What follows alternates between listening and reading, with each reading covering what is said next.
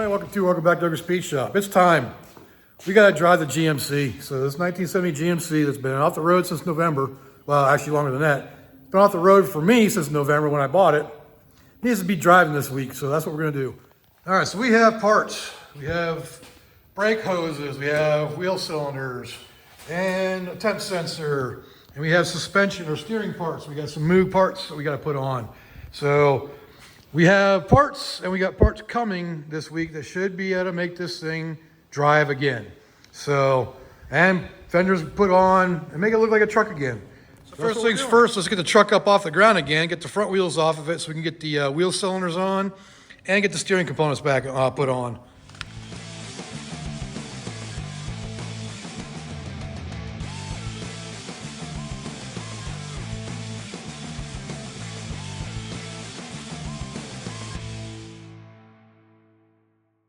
All right, so what do we have for steering so far? We have a new idler arm, a new pitman arm. A little disappointed, they're both Moog, so I got the Moog parts over here. A little disappointed in the pitman arm because the nut they included is the wrong thread pitch. This is coarse and that's fine thread. Luckily the one from the old one works. So I did test fit it and it works okay. So I cleaned it up, should be good to go. So let's get that put on there. And the tie rods should be here this week. There's been a label created for it, so I'll be curious to see when they actually get here. And once those are here, we should be able to get it steering. And the bolts and J-clips I bought for this, they should be here today or tomorrow. I got those off Amazon. And but yeah, so that's the last thing. And then we got the brake hose and wheel cylinders that need to go on. So let's get the steering on there first. Okay, so the first thing I want to do is get the steering box centered. So let's see how many revolutions this thing is.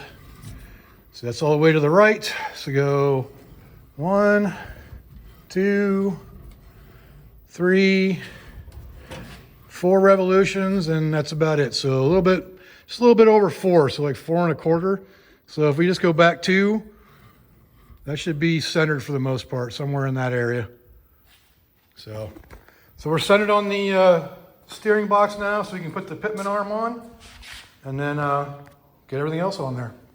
All right, so the pitman arm can only go on one direction. And we'll get the big nut off of there first. All right, so get that up on there. And it is tapered, so it can only go one way. I'll torque that down once we get everything else on. All right, for the idler arm, it doesn't matter which way it goes, the same, it's symmetrical, so it'll go on either way. I already put the seals on, there's a rubber boot on both sides. And it goes up in there, same way as the pitman arm.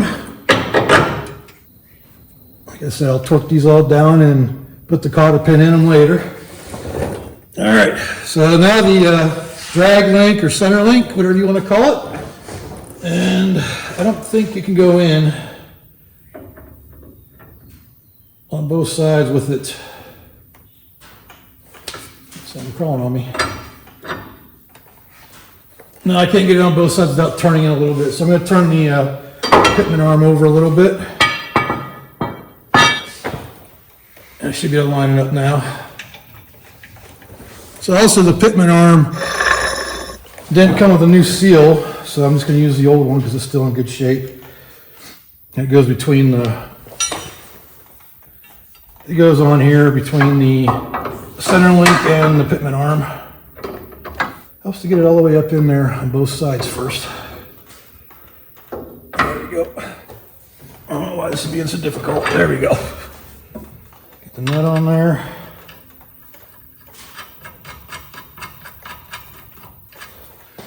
And over here. Like I said, I'll go through and tighten all this stuff up later. You know, wait till we get the tie rod ends to tighten everything. I feel like I can tighten the pitman arm down without any have to worry about it. But all right, let's get this back to center. It's a little tough when you actually have the hydraulics hooked up. There we go. All right, so we got those parts on. Just need to be torqued down. and Zerk fittings put installed, but this is a nice tight fitting there. If you look up in here, see it's right up next to the K-member, but it moves out as it turns, so, but we got plenty of room between it and the oil pan as well, so should not be an issue. All right, so that's installed, so we just gotta wait on the tie rods. I already have the adjustment sleeves. They're the original ones I cleaned up and painted. Oh yeah, I also got a new temp sensor because that one isn't working. I tested the gauge by grounding it out and it works, so it moved. So I got a new temp sensor for that, so we got to drain the coolant a little bit down to that level so we can change that out too. And so let's go ahead and get the wheel cylinders on. Go ahead and get these wheel cylinders and hoses on. First thing I want to do is check the hose because I haven't even looked at it yet. And they didn't have a left and right, so I'm assuming they're both the same. I went with Easy Delco because they're actually a decent price. And I'm very far. Hopefully it's long enough. Did it come with a new copper gasket? Oh, never mind. It's flare fitting. Check the wheel cylinder. The bolts to hold it in there, and hopefully they fit. It's a little bit of a windy day outside today. And it's blowing into the shop, which is kind of nice. Keeps it cool. Taper? It is not. Oh, a couple of washers right there. Nice. Well, that don't seem like it's going to work. Maybe a smaller copper washer. Yeah, I got some, so I have to trade it out. So it has a tapered end on it, like a flare fitting. But there isn't one in the inside the wheel cylinder. So we'll have to investigate that a little further. To plug back in for now. It's so bright right now, you don't need a work light.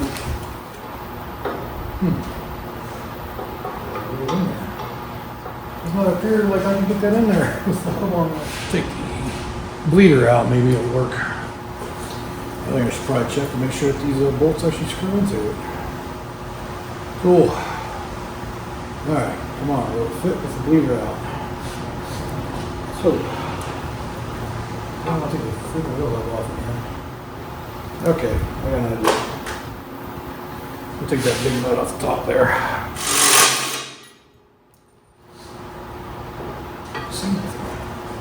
I'm about making a pain in the butt. The spindle is totally in the way. Get both started now. Alright, I'll be back when I tighten down. Alright, so lesson learned. I'm reassembling the front drum brakes on a 1970 GMC. That goes for other 3/4 ton trucks as well. Put the cylinder on before you put the plate on, before you put the hub on, all that good stuff.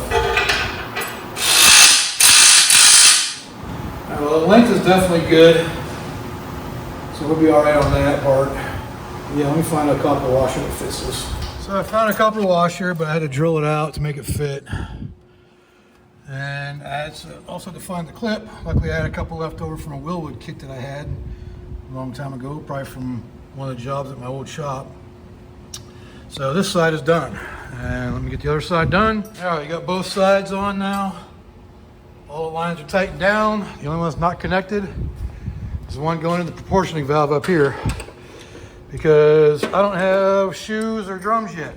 But doesn't mean we can't drive it, because I have it plugged for the front, which means the rears do work. So when it's time to drive it, I'm not gonna like drive it on the highway or anything, but when it's time, we can. So that's what the plan is. We just need the tie rod ends now. I forgot about the one other thing you can put on. That's the firewall pad that goes up underneath here, which means we gotta take some stuff off, which is fine, but yep, so we gotta do that. So yesterday I noticed a puddle of water down here in this little valley. I was like, great, got a freaking leak somewhere. And then it dawned on me I hadn't really tightened down the hose clamps yet, but it was leaking out of the bottom of this hose. And just from the not being tight, and it wasn't even over the ridge of the port. So, but we got to drain a little bit so we can put this in here. And new sensor is going to go right there. So I drain it down a little bit. I might put a hose on here to kind of aim it someplace. Get a bucket under there.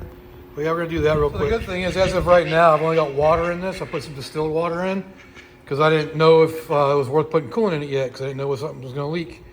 And so far we've been running it a decent amount. Stupid flies.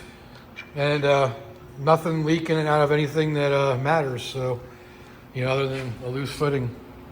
So I'm gonna go ahead and drain this down so we can pull that sensor. So I've got it draining right now. I'm gonna see if we're gonna do a quick swap with it. Very nice with already put RT or Teflon on it.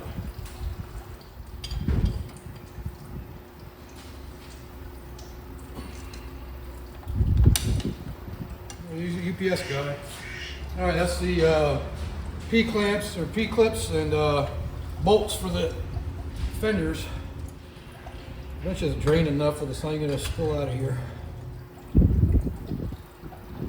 Yeah, just with it. In.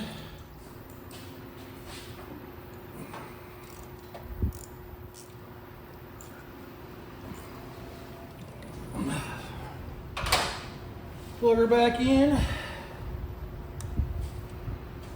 I need to see if it'll turn on or not. So before it didn't move at all when I turned the key on. Whoa, hello seat. I forgot you don't really do nothing. Let's see if that moves now. Well, it did something. Oh, it dropped way below.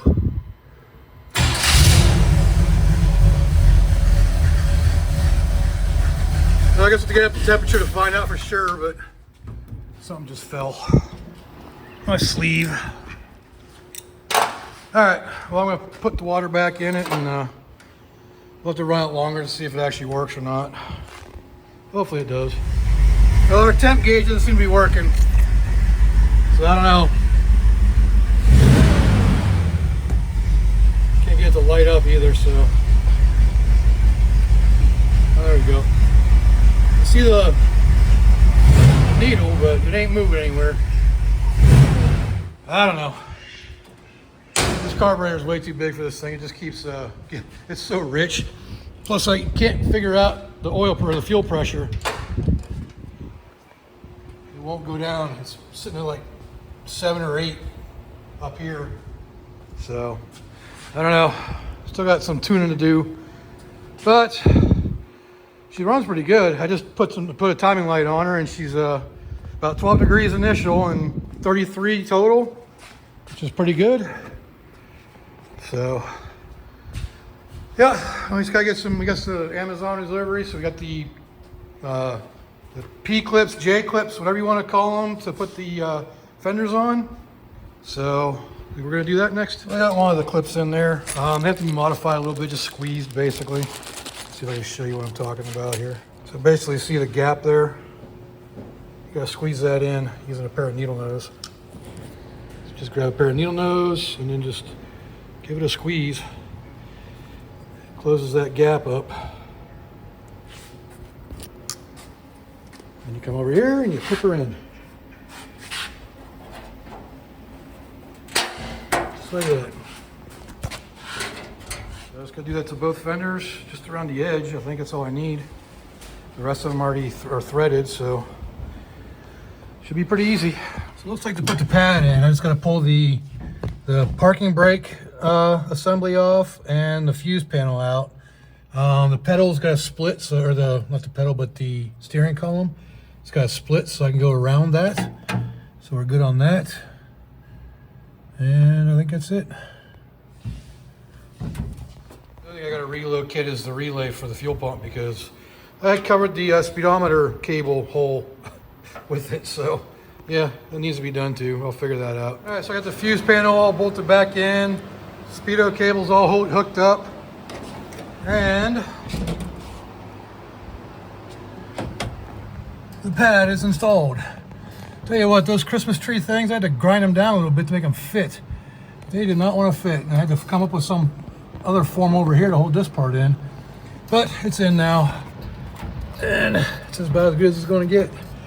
So, but yeah, so we're good on that. All right, we are inside the truck right now in the frame. We need to change out this fuel gauge because Doesn't read low enough. So I got the low pressure one, Mr. Gasket from O'Reilly's, part number 1561. And it's the same one I have up on the carb area. So remove this, definitely spill a little bit of gas, I imagine, because, well, it's a, in a gas line. So we're gonna take this off, put this one on. I'm gonna get this one ready because I use red Loctite, the paste style on these because it's more resilient to fuel. The reason why I'm doing this back here is because I can't adjust this regulator back here and read the gauge up there. So yeah, that's why I'm doing it. So we'll have 2 low pressure gauges on here. Let's see if I get the right size wrench for this one. 7/16, which is it's normal. But this Chinesium one here, it came with the fuel pressure regulator. It's a 12. And of course I dropped the 12 way over where I can't reach it. Alright, now look at my butt. God. Just in a spot right where it's a pain in the butt to get to. Pull this one out and stick this one in.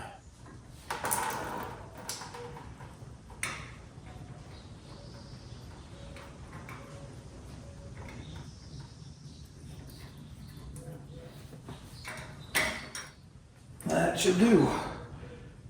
Alright, we need to get a reading to adjust this fuel pressure. Gotta put that on this rollover vent. Eventually we'll run it from here up through to the gas filler. It's gotta be above the tank. I gotta figure out how to get out of here. I don't remember how I got in here. Over here. You guys probably can't even see what I'm doing. Alright. At least it's matching the front. So let's see if we can turn her down. Well, that's going up. Can't go down enough. It's supposed to be to 3 psi, and this is not. Oh, great. That's as far out as it goes. Yep, I guess I'm gonna have to trim the spring off because it will not go below 8, 7. All right, so we gotta come up with a different plan here. Yeah, it's reading 7 at the front too. And that means we gotta change the spring or adjust the spring. That's the weakest spring we have, so I don't know what to do about that. I know my buddy who recommended this regulator said he had to cut his spring, or one of his springs, but he was running fuel injection, but he had to bring it down for his too. We'll have to figure that out later. All right, so we got that gauge changed out. We can't get it to go any lower than 7, which really isn't a bad thing because Holley's recommend between 5.5 and 7.5 for the fuel pressure, which is a little high. You want, I don't know, I like middle range about 6 to 6.5. But we'll see if we can get that thing figured out a little bit better. Right now I'm waiting on the stupid tie rods. I ordered them Thursday or Friday. Now they're saying it won't be here till Monday, even though they're in the distribution center in Des Moines, Iowa, which is only 9 hours away. So there's no reason why they shouldn't get here by Friday. Today's Wednesday. So, because, the whole point of this video is to drive this thing by the end of it. And I can't do that if I can't steer it. So, yeah, that's what we're waiting on is the tie rod ends on this. So I'm going to do some more buttoning up on different things in it. Maybe I'll work on the lighting because I got to redo this hole right here and add a nut that the switch can screw into. And there's a hole right there. There's a hole right there. I don't know why that one's there, but anyways. So I got to see if I can figure out a way of making the switch screw back into that because it's stripped out. It didn't really screw in too well. I should probably do the same thing on that side. I still need to make a patch panel for the kick panel over there. I haven't done that yet. But other than that, I got that bolt right there. It needs to go on the brake pedal, the brake rod. So I got the switch tied down. I got to put these back up in. yeah, there's just a bunch of little things I can do to get it ready. But yeah, that's kind of where we're at. Maybe figure out a way of bolting the seat down a little better too, because this ain't going to be fun if it does that when I'm driving it. And it's way too tall for this truck anyways. But it came in that the truck that I got the motor out of, and it's good enough. The only other option is that big one up there until I get a new seat for this one. I want to do a bench seat, to be honest with you, because I like the original look of a bench seat. But they're kind of expensive. Found a couple online on Marketplace that are real nice, but they want like $1,000 for them. So if I can find a frame and reupholster it myself, I might do that. But that's where we're at with this. One of the things I noticed when I had the wheels on it on the ground is the camber's off a bit. Now I'm not gonna mess with the caster at all. I'm just gonna add a couple of shims to bring that upper control arm up or out. So you see how it's got these shims in here. So I'm just gonna loosen these nuts. I'm gonna add a couple shims and see if that'll help it. It should. And then once I get everything back together and running and driving and registered, then I'll take it in for alignment. But for now, I just need to get it a little less camber going on it. All right, I got those 2 shims. I just put 2 shims in for now. I think it's still a little bit off. Like I said, I gotta get it, take it to an alignment shop. I don't have the equipment to align it here, so once I get it running and driving and registered and all that good stuff, then I'll take it into an alignment shop and get it properly aligned. But now we're waiting on the tie rod ends, which I ordered. Today's Thursday. I ordered Friday, last Friday, so almost a week ago. And they created a label on Sunday and didn't get out to the post office until Tuesday. Now it's saying it ain't gonna be here till Monday, even though it's in Des Moines, Iowa, which is only 9 hours away. Christ, I could have driven there by now and come back and got it. So hopefully the tracking is wrong and it shows up today or tomorrow. But as of right now, it's still on the line whether or not we're gonna get to drive it this week. It really sucks. I hate waiting on parts. But that's what you get when you order, you know, from Rock Auto, which, you know, they just, they're independent distributors that, you know, you never know where it's going to come from. I wish you could figure out a way of doing it and still get the same prices, but, you know, I'm trying to do this cheap right now. I'll probably upgrade them to better tie rods later if they give me a problem, but yeah, I went with the cheapest option just so I can get the damn thing on the road and driving. But anyways, okay, rant over. Yeah, hopefully those things show up today or tomorrow, but I don't know. Or Saturday. It's USPS, so it should be able to come on Saturday too.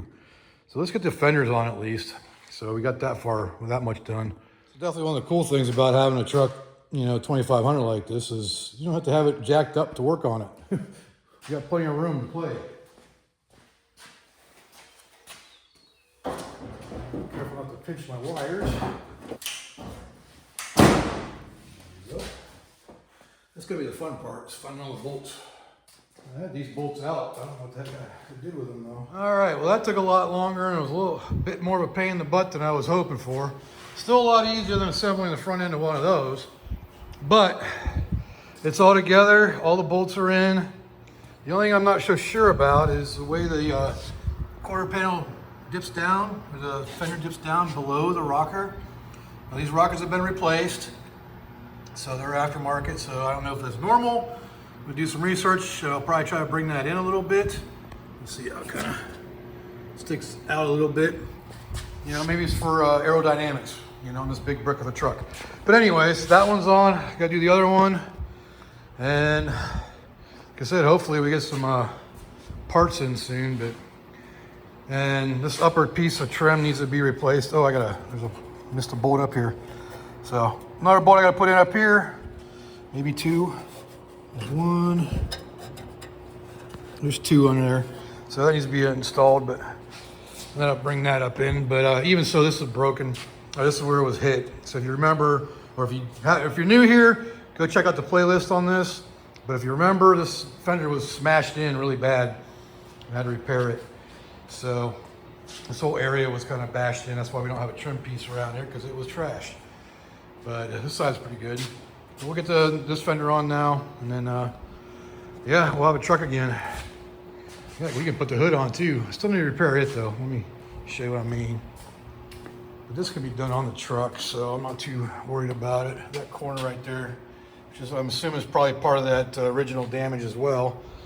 But get that on there, and so yeah. It's got kind of a rake to it, doesn't it? Maybe because there's no weight on the bed. But anyways, I'm rambling now. But yeah, man, I'm starting to get stoked here. It's getting so close. I just hope those parts come before the end of the week. All right, fender number 2 is on. So, got these bolted up here and down below. I think next step's gonna be putting the bumper on. The bumper isn't straight at all, so don't judge on that one. It's just what came with it. And I'm not ready to buy a new one, because I'm not sure what I'm gonna do for a bumper yet. I might do a grill guard, or a brush guard, or whatever you wanna call it, cow catcher, deer catcher. Everybody calls it something different, but something like what's on the truck out there, just not quite as big and bulky. Kind of, actually, wouldn't mind doing something more like this, like what that has. Very basic, just kind of cool looking. But this is attached to the original bumper, so I don't know. We'll see. Do something. You just got to have something around here, because you don't want to hit a deer without having something up there to hit it with. So that's where we're at. We got the fenders on, doors open fine. Got the wiring all done and mounted up again. And it's routed through the fenders, which is good. All the lights are hooked up, so everything is good. Oh man, so close. I guess I could put the hinge on that side and maybe put the hood on too. All right, we got the bumper back on, got the hinge back on, got the water bottle back on. Oh yeah. Check this out. Open the door and we have interior lights. They're kind of hard to see in the daytime, but we have them. Just have to fix the door area, the area where that the door switch goes in, because it's stripped out. But other than that, let's see. Oh, windshield wipers. Got the windshield wipers in, and they work. They just don't park. Got the cowl on.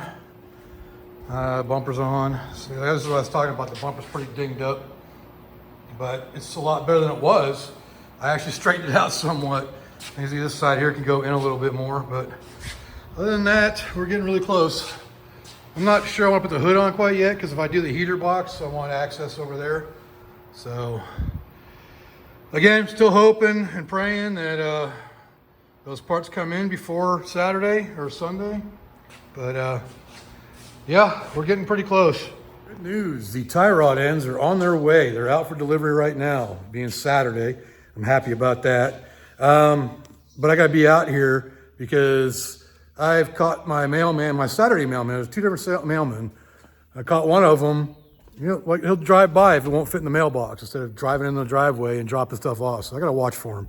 But anyways, those should come today. I also got the 3/8 24 nuts to be able to fix the door switch. So I got those right there, and yeah. So we're gonna get some stuff done today, and we are gonna drive this truck today, one way or another. All right, so I got that hole drilled out to fit the nut in there perfectly. So it can go in there and stick in there, and then I'll weld it in and then grind it down smooth. So you'll never know it's even there. Except, you watched this video, so now you know. But yep, that's what we're gonna do. Get that thing welded in there. All right, there we have it. Got the nut welded in, just gotta grind it down, make it look smooth. All right, so we got that all put in there, and I've lost a little plastic piece that goes around this, but now we can screw our door switch in there. Nice and neat. Not have to worry about stripping the threads out, because we got plenty of threads now. We got, what, almost 3/8 worth of thread now. So does it look great? Nope, but you know how you fix that problem of it not looking too good? That's how you do it. So I'll throw some paint on there and we'll call it a day on that. So just enough of my self-etching primer that's a green color to paint that up. And I put this bolt in there so I wouldn't get it on the threads, because that's a ground basically. So we'll make sure it's got a good ground. Now we got to run the wire through. I just use a piece of lock wire, and run it down through and then pull it through. And one of the things I haven't done yet and I need to is check the diff fluid. So we pull the plug out, check it, make sure it's good. And then I'm also gonna probably add some, because remember we put new wheel bearings or axle bearings in this. So we need to make sure you get fluid down there. So you need to tip it, you know, side to side to get fluid to each side. Now you see how I got the axle all jacked up? So that way the fluid can flow down the axle, get to the bearings on the ends. All right, you can see a little better angle here. Well, maybe. You can see how I got the truck jacked up back there. And as I had that side jacked up, I went ahead and topped it off. And I already angled it the other way too. So we're good to go as far as getting fluid to all the bearings and whatnot. So she's ready to drive when the parts get here. I tell you what, getting that wire to feed through both sides is not an easy task. So now hopefully we can pull this wire through without it pulling off or losing it. So let's try to get it done. All right, so it's really no easy task, by the way, but we got her out. So now we just plug the switch in, screw her in, and call it a day. Now we have interior lighting again. All right, so let's watch it work. Ready? Open the door up, watch the dome light, and she's on. So are the under dash lights. Close it, and they're off. Open on, closed off. So we're good to go on that. We just got delivery from the post office. Let's hope they're the right ones. All right, so those are tie rods. Let's get the sleeves out, make sure that they screw in properly. Let's see where we go.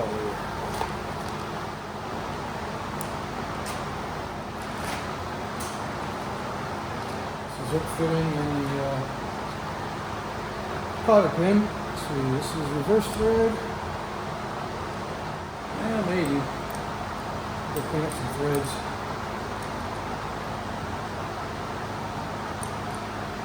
We'll just screw it into the right end.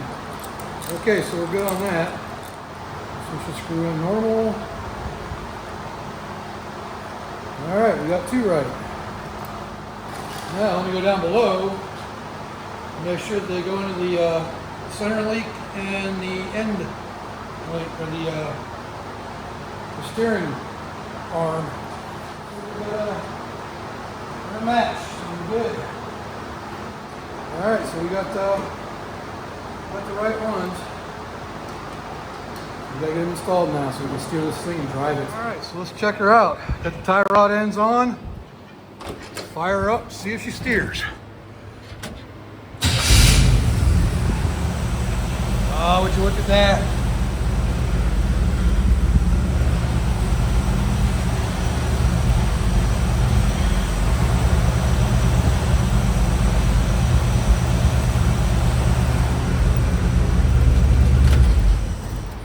Well, I think at this point there's only one thing left to do.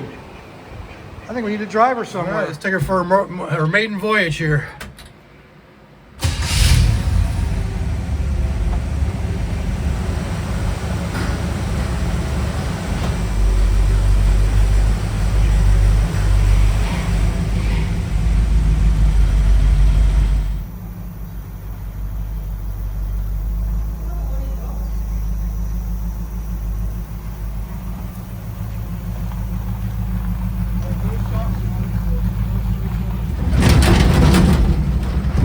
Bouncy.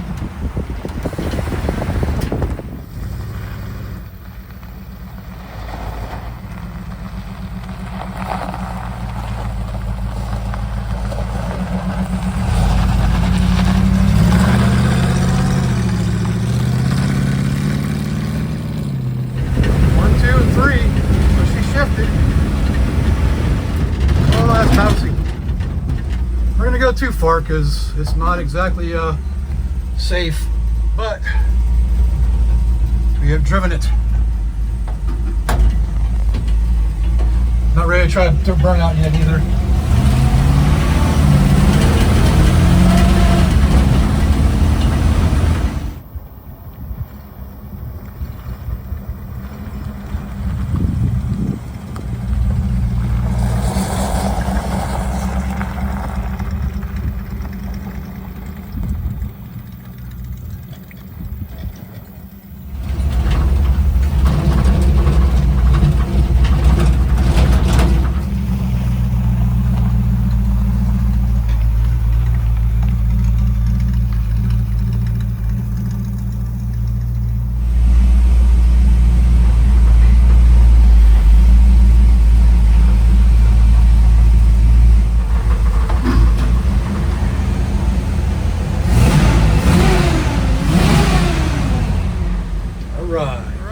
did it. The truck is running, it's driving. We just got back from its maiden voyage. Loving it. I can't wait to finish her up. So some of the things we need to do, we need to work on the bed to get it to fit over the fuel system. That thing. So we got to do some modifications to it. Just little button ups here and there. And we can start driving this thing. Well, I've got to insure it and get it registered. But I mean, it's technically registered. It's what we do in Oklahoma is called a black tag. So if it's not insured, you have to do a black tag. So you get your plates, but it's not legal. It has a little black tag on it. And until you actually have it insured and go change it, then it's called a black tag. But anyways, she runs, she drives, she steers, she does all the stuff she's supposed to do as a truck. So still got to do front brakes and a bunch of other things. So we'll definitely have a few more videos coming out for this. I got to come up with an interior because that seat ain't going to work. That thing that came out of the truck that was the parts truck for the engine. But anyways, I'm rambling because I'm happy. I'm stoked. Truck's running, truck's driving, and we just took it for a drive, so I love it. So if you like this video, leave a like down there. Leave me a comment. Let me know what I can do better, and subscribe while you're at it. Why not? It's free. And turn on your notifications so you get to see the upcoming videos that are coming for the truck and the other truck over there. So we got lots of stuff coming. So as always, I appreciate you for being here, especially if you're here to the end. So until next time, I will see y'all later.